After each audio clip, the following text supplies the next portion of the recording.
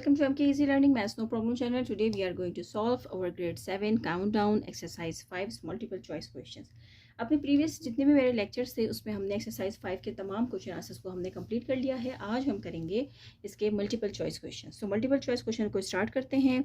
तो आप लोग अगर अपनी बुक में देखें तो आपको क्वेश्चंस लिखे हुए हैं यहाँ पर कि what is the product of x square and x5. तो आपने बेसिकली मालूम करना है कि प्रोडक्ट क्या है. प्रोडक्ट का मतलब होता है कि आपने क्या मालूम करना है, आपने उन दोनों को मल्टीप्लाई करना है, राइट.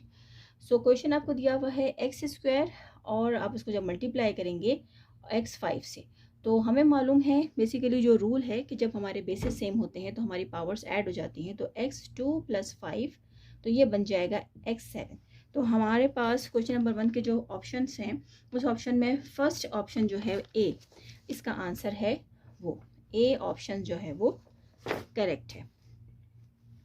नेक्स्ट अपने MCQs की तरफ चलते हैं. तो नेक्स्ट MCQ हमें सबसे पूछ रहे हैं what is the value of 12 and its power is 12 plus multiply 10 12 and its rest of power is 10 divided by 12 and its power is 8. तो क्या होगी ये हमसे पूछ रहे हैं. हमें चार जो है ऑप्शंस दिए हुए हैं. तो चलें इसके पहले मालूम कर लेते हैं. क्वेश्चन में यहाँ पर लिख लेती हूँ और फिर आप लोगों को बताती हूँ कि किस तरीके से हमने इसको सॉल्व करना है. तो क्वेश्चन बेसिकली हमें यहाँ पर दिया हुआ है 12 power 12 multiply 12 power 10 and it is divided by 12 and its power is 8. तो क्या आंसर आएगा? आंसर आएगा 12 is power 14, 12 30, 12 power 28 और 12 its exponent is 22. तो क्या आएगा पहले सॉल्व करते हैं तो पता चलेगा. बेसिस आर सेम तो हम क्या करेंगे अपनी पावर्स को ऐड कर लेंगे यहाँ पे और यहाँ पर इसको ज़रा ऐसे ही रहने देते हैं. अब आगे फर्दर इसको सॉल्व करते हैं. तो जब हमने 12 और जो 10 को आपस में ऐड किया तो हमारे पास बन जाता है 22. अब यहाँ पर देखें ये डिवीजन का साइन है. हमें मालूम है कि जब डिवीजन का साइन होता है तो पावर्स जो होती है वो नेगेटिव हो जाती है. तो -8 यहाँ पे लिख देते हैं. तो 12 अब यहाँ पे 22 में से मैंने माइनस किया 8 को तो हमारे पास क्या बचता है? हमारे पास बचता है 14. हमारे पास बचता है 14. तो यही बेसिकली हमारा आंसर है. तो अगर बुक में हम देखें तो बुक में इसका आंसर भी ए ही आ रहा है. तो इस तरीके से ये जो है करेक्ट आंसर है क्वेश्चन नंबर 2 का. तो चलें अब सॉल्व करते हैं अपना नेक्स्ट क्वेश्चन. नेक्स्ट क्वेश्चन जो है उसमें हमसे क्या पूछ रहे हैं इसको मैं इरेज कर लेती हूँ. जब आप लोग क्वेश्चन सॉल्व किया करें तो जैसे मैं अपना कैमरा जो है उसको मूव कर दी तो आप लोग उसका स्क्रीनशॉट ले सकते हैं. अब चलते हैं क्वेश्चन नंबर 13 की तरफ. क्वेश्चन नंबर 13 में हमसे पूछ रहा है which of the following is equal to 1. कि भाई इक्वल टू 1 कौन सा है. तो इक्वल टू 1 क्या होगा देखते हैं. अब हमें यहाँ पे दिया हुआ है 132. हमें यहाँ पे चार ऑप्शंस दिए हुए हैं उन्होंने. अगर मैं आप लोगों को बुक दिखाऊं तो आप लोग क्वेश्चन में देख सकते हैं 3 में 132 नॉट 12 4 मल्टीप्लाई 12 4 और सी में दिया है 10 8 और 10 7. तो यहाँ पर 1 के इक्वल कौन सा होगा. अगर हम इसको देखें तो 1 के इक्वल होगा हमारा 132 नॉट.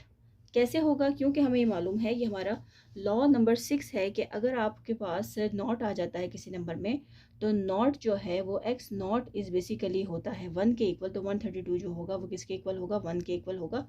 तो उसके मुताबिक ये हमारा जो ऑप्शन ए है वो हमारा सही ऑप्शन है. ऑप्शन ए जो है वो करेक्ट है. तो चलें अपने नेक्स्ट क्वेश्चन की तरफ चलते हैं. That is question number 4. Question number 4 में हमसे पूछ रहे हैं कि what is the square of -5/8. तो -5/8 का बेसिकली हमें स्क्वायर मालूम करना है. तो चलिए मालूम कर लेते हैं -5/8 का स्क्वायर. -5/8 को अगर हम कभी इसके ऊपर जब हम स्क्वायर होल स्क्वायर लगाते हैं तो क्या वैल्यूज़ आएंगी. तो देख लेते हैं -5/8 और इसका स्क्वायर. तो पहले तो हम आपस में साइन मल्टीप्लाई होंगी तो माइनस माइनस पॉजिटिव हो जाएगा और 5 को 5 से करेंगे तो 25 आ जाएगा और 8 को करेंगे तो 64 आ जाएगा.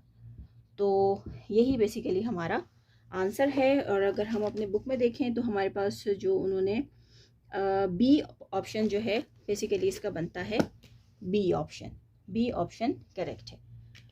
तो चलिए फर्दर सॉल्व करते हैं. अपने क्वेश्चन नंबर 5 की तरफ चलते हैं. क्वेश्चन नंबर 5 में हमसे पूछ रहे हैं कि which of the following is equal to 2/3। अब हमें यहाँ पे उन्होंने सॉल्व करके दिखाया हुआ है और हमसे पूछा है कि कौन सा जो है वो 2/3 के इक्वल है। तो हम मालूम कर लेते हैं इसको। तो किस तरीके से मालूम करेंगे, यानी पहले जो हमें ऑप्शन दिया हुआ है वो ऑप्शन दिया हुआ है उन्होंने 8/12। तो 8/12 को अगर मैं यहाँ पे सॉल्व करके देखूँ तो 8 जो है 4 और 6 और 2 और 3, तो 2/3 तो ये आ गया हमारा। इसका मतलब है हमारा ए जो है वो ही इसका करेक्ट आंसर है। तो कैसे आया हमें, क्योंकि ये आपस में दोनों जो है वो एक ही टेबल से डिवाइड हो रहे हैं। A2 के टेबल में 8 भी आता है और 12 भी आता है, तो इस तरीके से हमारा ये जो आंसर आ रहा है ये 3 है। ये आंसर 2/3 जो है, और ये ऑप्शन जो है हमारा बन रहा है ए। तो इस तरीके से ऑप्शन ए जो है वो करेक्ट ऑप्शन है। तो चले अपने क्वेश्चन नंबर 6 की तरफ। क्वेश्चन नंबर 6 की तरफ चलते हैं। क्वेश्चन नंबर 6 में हमसे क्या पूछ रहे हैं,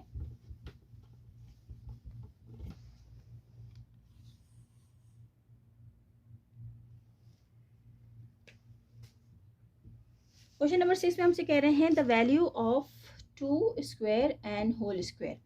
तो वो क्या होगी, तो इसको मालूम कर लेते हैं। 2 स्क्वायर की वैल्यू मालूम करनी है। 2 इस आपस में मल्टीप्लाई हो जाएंगी पावर्स, तो 2 2 ज़ा 4 हो गया। तो इसका मतलब है 2 को हम 4 टाइम्स जो है वो मल्टीप्लाई कर लेंगे इटसेल्फ। 2 2 ज़ा 4, 4 2 ज़ा 8, 8 2 ज़ा 16। तो ये हमारे पास आ गया है 16। तो क्या हमारे पास 16 कोई ऑप्शन में वैल्यू है? जी हाँ, बिल्कुल है। तो इसका आंसर जो सही ऑप्शन है वो है बी, और यही इसका आंसर है। तो फर्दर चलते हैं अपने सेकंड लास्ट क्वेश्चन की तरफ। सेकंड लास्ट क्वेश्चन हम लोगों को पूछ रहा है, यहाँ से मैं इसको इरेज कर देती हूँ। सेकंड लास्ट क्वेश्चन में यानी 7th क्वेश्चन में हमसे क्या पूछ रहे हैं? 7th क्वेश्चन में हमसे पूछ रहे हैं कि सिंप्लीफाई 27/125 और इसकी पावर जो है हमें दी हुई है 1/3। ठीक है जी। तो ये बहुत आसान क्वेश्चन है। अगर आप लोग इसको देखें तो यहाँ पे जो है हमारी पावर्स भी इसको बता रही हैं, हमें यहाँ पे थोड़ा सा हिंट दे रही हैं कि यहाँ पर जो है 3 है। इसका मतलब है यहाँ पे कौन सा नंबर आएगा। अगर हम यहाँ पे गौर करें तो यहाँ पे 27 है और 125 है। तो सबसे पहले तो हम जो है वो मालूम कर लेते हैं फैक्टर्स ऑफ 27 के, और इसी तरीके से मालूम कर लेते हैं 125 के। तो 27 जो है वो 3 के टेबल में चला जाता है। 3 9 ज़ा 27, 3 3 ज़ा 9 एंड 3 1 ज़ा 3। तो ये सॉल्व हो गया। 5 जो है 125 जो है 5 से चला जाएगा 25, और फिर 5 2 ज़ा 10, 2 5 5 ज़ा 25। अब यहाँ पे दोबारा 5 लेंगे, 5 5 ज़ा 25 एंड 5 1 ज़ा 5। ठीक है जी। तो यहाँ पे अगर हम देखें तो हमें मालूम हुई ये बात कि अगर हम 3 × 3 × 3 और 5 × 5 × 5, तो यानी हमारे बेसिस जो है वो 3 टाइम मल्टीप्लाई हो रहे हैं एक दूसरे के साथ। तो अगर मैं इसको यूँ लिखूँ 3/5 × 3 × 1/3, तो कोई गलत तो नहीं होगा कि ये जो है 3 टाइम्स आपस में मल्टीप्लाई हो रहे हैं। अब अगर हम यहाँ पर देखें तो ये 3 और ये 3 एक दूसरे को कैंसिल आउट कर रहे हैं, ऊपर बचता है 1। तो इस तरीके से आंसर हमारे पास आ जाता है ओनली 3/5। तो क्या 3/5 हमारा आंसर है? जी बिल्कुल 3/5 हमारा आंसर है, और ये ऑप्शन हमारा बनता है ऑप्शन सी। ऑप्शन सी जो है वो इसका करेक्ट ऑप्शन है। तो चलें एक दफ़ा मैं इसके आंसर्स को भी देख लेती हूँ, क्या आया मैंने ठीक किया है। तो चलें अब हम लोग अपना लास्ट जो है MCQ सॉल्व करते हैं। MCQs में जो है इसमें हमें क्वेश्चन दिया -2x0 + -2x होल नॉट। तो x नॉट जो है हमें मालूम है रूल के मुताबिक x naught is equals to 1। तो यहाँ पे अगर हम लिखते हैं -2 और x की जगह में मैं इसकी x की वैल्यू लिख देती हूँ, पॉजिटिव क्वेश्चन का गया। अब -2 का होल के ऊपर है नॉट, तो इसकी में मतलब है कि ये वाली टर्म जो है वो सारी जो है इक्वल है 1 के बराबर है। ठीक है जी, इतनी बात समझ में आ गई है। फर्दर करते हैं माइनस प्लस -2 1 ज़ा 2 एंड +1। तो माइनस प्लस माइनस होगा और जो है साइन भी माइनस की आएगी और बचेगा 1।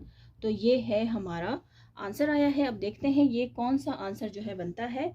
तो जी ये हमारा आंसर बनता है डी। तो डी जो है बेसिकली इसका करेक्ट ऑप्शन है।